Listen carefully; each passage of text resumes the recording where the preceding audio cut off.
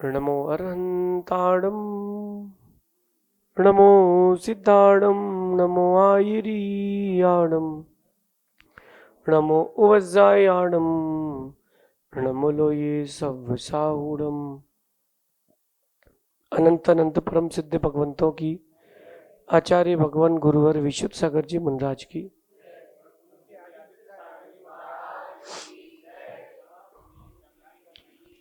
या हम सभी अपने जीवन में निरंतर सुख की अभिवृद्धि के लिए नीति के विषयों का श्रवण कर रहे हैं। नीति बहुत सुखद विषय है।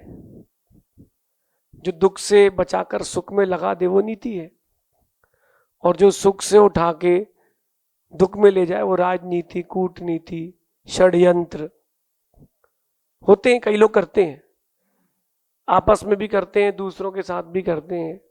कई बार आप उसका शिकार बनते हैं, कई बार शिकार बनते बनते रह जाते हैं।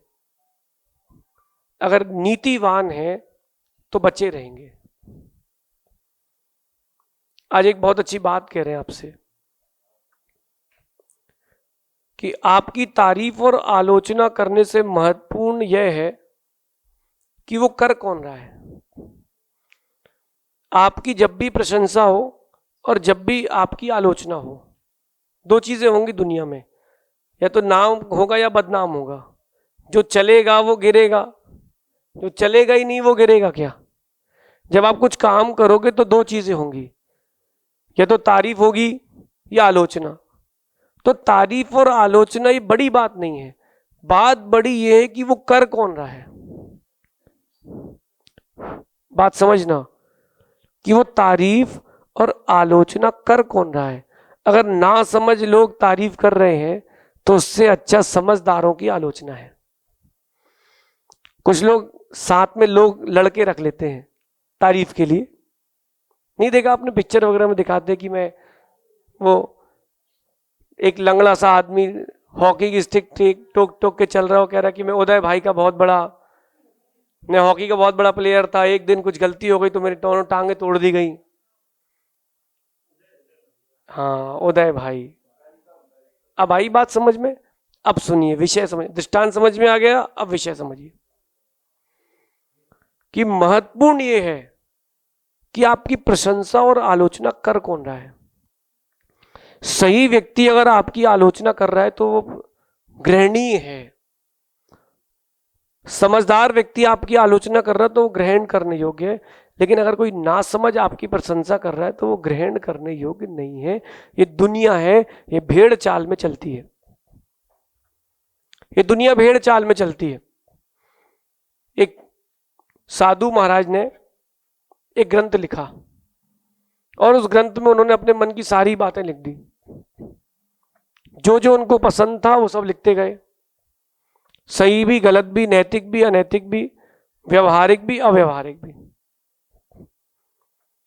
चलते रहे। उनने लिखने के बाद, ग्रंथ लिखने का, तो सोचे कि हमारा ग्रंथ प्रसिद्ध होगा कि नहीं, होगा कि नहीं।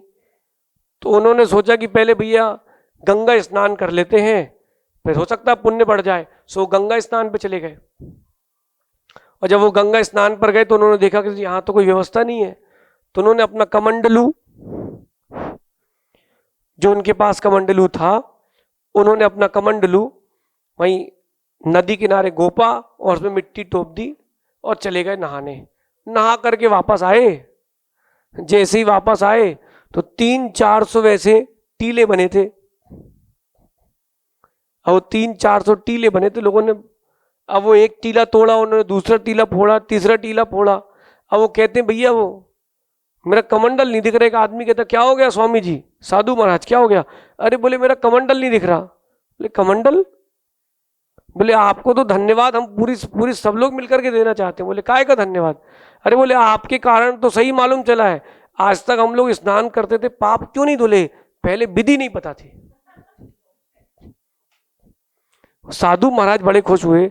बोले ऐसे पागल लोग हैं दुनिया में, अपना ग्रंथ तो चलेगा। ये घटना सत्य सुना रहा हूं आपको मैं, 400 वर्ष पुरानी सत्य घटना है। वो साधु महाराज अपनी आत्मकथा में लिख के गए। गलत व्यक्ति नासमझ व्यक्ति के द्वारा की गई प्रशंसा महत्वपूर्ण नहीं है। अगर कोई बड़ा व्यक्ति आपकी प्रशंसा करे तो महत्वपूर्ण है। और जीवन की उपलब्धि वो है कि शत्रु आपकी प्रशंसा कर दे। रावण ने राम की प्रशंसा की कि राम की कोई गलती नहीं थी, मैंने ही तो सीता हरी थी। अगर हिंदू दर्शन से बात करें तो राम अगर गलत होते और रावण सही होता तो रावण उनके यहाँ पूजा कराने नहीं जाता। और जैन दर्शन से बात करें तो रावण अगर सही होता और राम गलत होते तो राम के मन में ये नहीं आता कि सीता वापस कर देता हूं, लेकिन जीतूंगा, आधा राज्य भी दे दूंगा, युद्ध तो करूंगा। उनके पास जो लोग थे वो प्रशंसा करते थे, अरे स्वामी जी आपका तो नाम चलता है, आप तो 3 खंड के स्वामी हैं, वो भूमि गोचरी के सामने क्या झुकना। ये उन नासमझों के चक्कर में बेचारे की नैया डूब गई। इसलिए चाहे समाज का अध्यक्ष हो, देश का अध्यक्ष हो, विदेश का अध्यक्ष हो, संस्था का अध्यक्ष हो, कोई भी हो, जो लोग मुख पर प्रशंसा करते हैं और अधूरी बात करते हैं और स्वयं अज्ञानी है, ऐसे लोगों की बातों में आ मत जाना। कह रहे हैं कि किसी भी बात का प्रभाव कहने वाले के व्यक्तित्व से पड़ता है। जब भी कोई बात रखी जाती है उसके व्यक्तित्व से उस बात में वजन आता है। तो क्यों ना बातों के साथ साथ उसको कह कौन रहा है इस पर भी गौर किया जाए। एक गांव में एक व्यक्ति से मैंने पूछा कि भैया आपने कभी कोई त्याग किया है? बोले हाँ महाराज जी हमने भरे मंच में त्याग किया है। मैं पूछा कैसे किया है? बोले आचार्य विशुद्ध सागर महाराज जी ने कहा मैंने त्याग कर दिया। मैंने कहा सोचा नहीं कुछ? बोले नहीं। क्यों? बोले महाराज जी कहा किसने था? इतने बड़े आचार्य ने कहा है तो उनकी बात खाली नहीं जाना चाहिए। कितनी बड़ी बात है कि उस बात को कहा किसने है। जितने बड़े व्यक्ति ने वो बात कही है उस बात में उतना वजन होता है। और हमसे लोग कह रहे थे कि अब आप बड़े महाराज हो गए। हमने कहा क्यों? बोले एक समय था कि कोई पूछता नहीं था और आपके कहने पर भारत बंद हो गया शिखर जी में क्या आंदोलन में।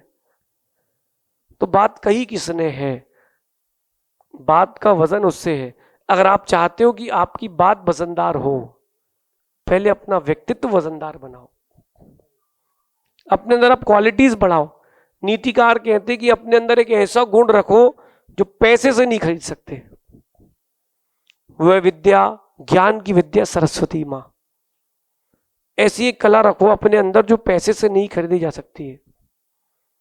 आपका व्यक्तित्व कोई पैसे से नहीं खरीद सकता। अगर पैसे से व्यक्तित्व खरीदा जाता तो देश के जो भिन्न भिन्न देशों के राजा हैं उनके जैसा व्यक्तित्व कोई भी खरीद लेता। सही है ना? अपने व्यक्तित्व का निर्माण करें और ऐसा प्रयास करें कि इतने माहिर हो जाए अपने काम में कि वो आपके अलावा कोई और कर ही ना पाए, और करे भी तो आदमी को मजा ना आए। बात तो तब है ना कि कर भी ले तो मजा ना उसको, वो बोले अरे यार, बोले यार उनसे ही कराना था। ऐसा काम करके देना चाहिए। अपने व्यक्तित्व का ऐसा निर्माण करना प्रारंभ कर दें कि लोग बोले कि भाई अगर 100% परफेक्शन चाहिए है और कुछ नया चाहिए तो उनके ही पास चलना पड़ेगा। ऐसा कुछ अपने अंदर गुण का विस्तार करें, अपने अंदर ऐसे गुणों का विस्तार करें। और प्रशंसा और आलोचना कौन कर रहा है इसका ध्यान रखना। दोस्त प्रशंसा कर देंगे, ना समझ है। हो सकता है शत्रु निंदा कर दे, ना समझ है, चलेगा, लेकिन शत्रु ज्ञानी है तो नहीं चलेगा। वो कहावत सुनी है ना कि अज्ञानी मित्र की अपेक्षा से ज्ञानी शत्रु श्रेष्ठ है। कोई कम से कम वो वार भी करेगा तो अपने को ज्ञान तो रहेगा कि कैसे करेगा। वो हिंदी में कहते हैं ना कि ज्ञानी मारे ज्ञान से रोम रोम बिध जाए और मूर्ख मारे टेढ़ पा कनपटी खुल जाए। कि जो मूर्ख होता है उसको पता नहीं है तो कैसे भी चलाएगा, आपको कहीं भी मार सकता है। लेकिन ज्ञानी व्यक्ति युद्ध भी करता है तो विवेक से। ऐसा अपने अंदर भाव रखना कि कौन आपकी प्रशंसा कर रहा है, कौन निंदा कर रहा है, ये महत्वपूर्ण नहीं है, करने वाला कौन है। बात से ज्यादा महत्वपूर्ण उस व्यक्ति की व्यक्तित्व की है। आज आप देखो कि भारत के अंदर बड़े बड़े छोटे छोटे गांवों में भी बड़े बड़े बुद्धिमान लोग रहते हैं, जिनके द्वारा छोटे छोटे आइडियाज से करोड़ों करोड़ों लाखों अरबों खरबों का काम हो रहा है, लेकिन बेचारों के पास वो एक्सप्लोर करने के लिए व्यक्तित्व नहीं है।